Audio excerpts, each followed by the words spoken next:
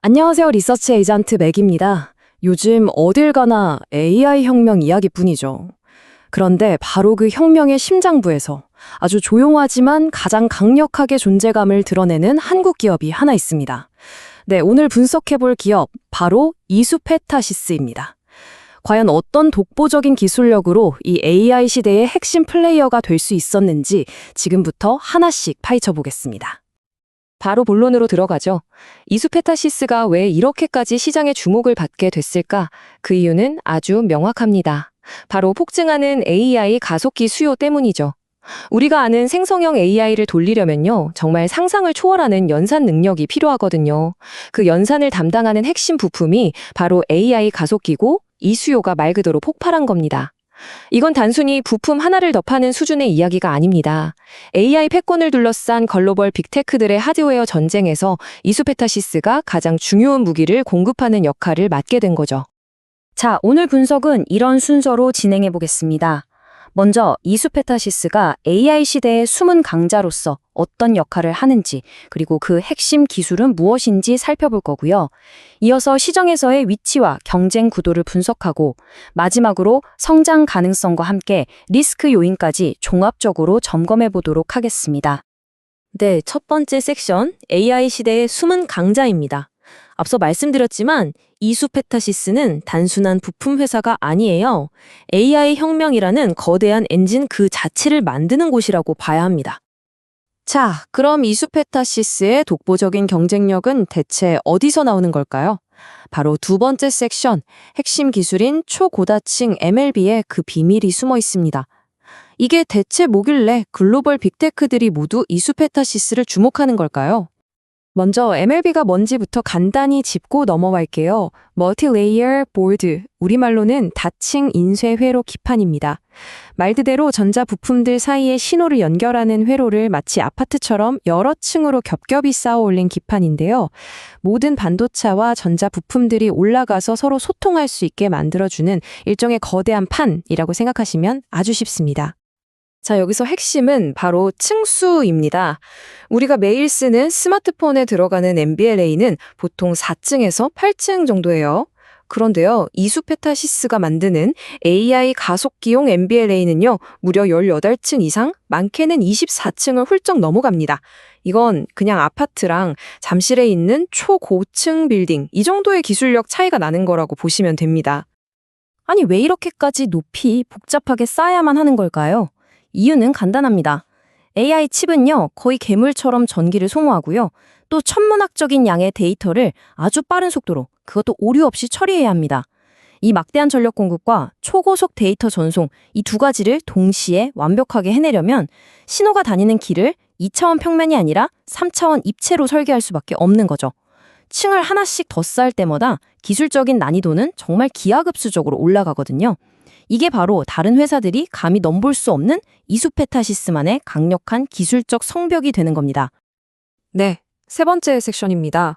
과점 시장의 지배자. 그렇다면 이렇게 대단한 기술을 과연 누가 사용하는지, 그리고 이 시장은 어떻게 구성되어 있는지 한번 들여다보겠습니다. 고객사 리스트를 보시면요, 정말 입이 떡 벌어집니다. AI 칩 시장의 절대 강자 엔비디아, 그리고 자체 개발 칩으로 거대한 생태계를 만들고 있는 구글.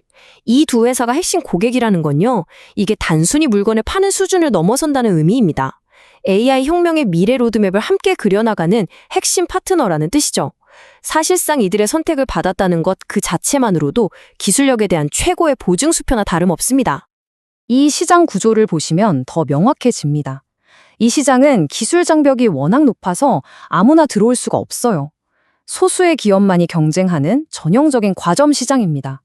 보시는 것처럼 한국의 이수페타시스, 미국의 TTM, 그리고 대만의 UWS, 이 세 회사가 전체 시장의 거의 대부분을 차지하면서 치열한 경쟁을 벌이고 있는 거죠. 근데 경쟁사들을 조금 더 깊게 들여다보면 아주 흥미로운 점이 보입니다. 미국의 TTM이나 대만의 WUS가 방산, 항공우주 같은 다양한 분야나 전통적인 서버 시장에 힘을 분산하는 동안 이수페타시스는 가장 폭발적으로 성장하는 시장, 바로 AI 가속기 분야에 거의 모든 역량을 집중했습니다. 이게 바로 이수페타시스가 AI 혁명의 가장 직접적인 수혜를 온몸으로 받고 있는 이유고 아주 영리한 전략적 선택의 결과라고 볼 수 있습니다. 자, 이제 많은 분들이 정말 궁금해하시는 부분입니다. 근데 한국에도 삼성전기나 대덕전자 같은 기판 회사들 있잖아요. 도대체 뭐가 다른 거죠? 이 섹션에서 그 결정적인 차이를 아주 명확하게 설명해 드리겠습니다. 이 비율을 보시면 아마 무릎을 탁 치실 겁니다. 전체 AI 서버 시스템을 하나의 거대한 도시라고 한번 상상해 보세요. 이수페타시스가 만드는 MLB는요, 수많은 건물들이 들어설 수 있도록 땅을 다지고 수도관, 전기, 도로망 같은 기반 시설을 쫙 깔아놓은 도시의 거대한 대지 그 자체입니다. 반면에 삼성전기나 대덕전자가 만드는 FCBGA는요, 그 도시의 가장 핵심적인 건물, 즉 반도체 칩 하나를 이 대지에 단단하게 연결하기 위한 개별 건물의 기초공사에 해당합니다. 역할 자체가 완전히 다른 거죠. 이 표로 다시 한번 정리해보겠습니다. 이수페타시스는 서버의 모든 부품을 연결하는 머더보드를, 삼성전기와 대덕전자는 반도체 칩 하나를 머더보드에 연결하는 패키지 기판을 만듭니다. 필요한 핵심 기술도 다르고 글로벌 시장에서 경쟁하는 상대도 완전히 달라요. 결론은 뭐냐? 이들은 서로 경쟁하는 관계가 아니라는 겁니다. 오히려 AI 서버라는 거대한 도시를 함께 건설하는 공급망 속의 중요한 협력 관계라고 봐야 정확합니다. 자, 그럼 이제 가장 중요한 파트죠. 5번째 섹션, 성장성과 리스크 분석입니다. 이 모든 것을 실제 숫자로 확인해보고 앞으로의 기회와 위협 요인은 무엇인지 짚어보겠습니다. 이 그래프가 바로 시장이 이수페타시스에 열광하는 이유를 그대로 보여줍니다. 불과 2년 만에 매출이 50% 가까이 급증하면서 1조 2천억 원을 넘어설 것으로 전망되고 있죠. AI 수요가 막연한 기대감이 아니라 이렇게 폭발적인 실제 실적으로 증명되고 있다는 강력한 증거입니다. 더 놀라운 건 단순히 매출만 내는 게 아니라 아주 높은 수익성까지 함께 유지된다는 점이에요. 31.56%. 이게 뭐냐면요. 2025년 예상 자기자본 이익률, ROE입니다. 아주 간단히 말해서 회사 돈 100원을 투자하면 1년에 31원이 넘는 순이익을 벌어들인다는 뜻이에요. 이건 뭐 거의 이익을 만들어내는 기계 수준의 엄청난 효율성을 보여주는 숫자라고 할 수 있습니다. 투자 매력 포인트를 정리해 볼까요? 첫째, AI 혁명의 가장 중심에 서 있고요. 둘째, 아무나 들어올 수 없는 과점 시장의 지배자입니다. 셋째, 엔비디아와 구글이라는 세계 최고의 고객사를 확보했죠. 마지막으로 과거의 재무적인 부담을 다 털어내고 아주 튼튼한 우량 기업으로 변신했다는 점도 빼놓을 수 없는 매력입니다.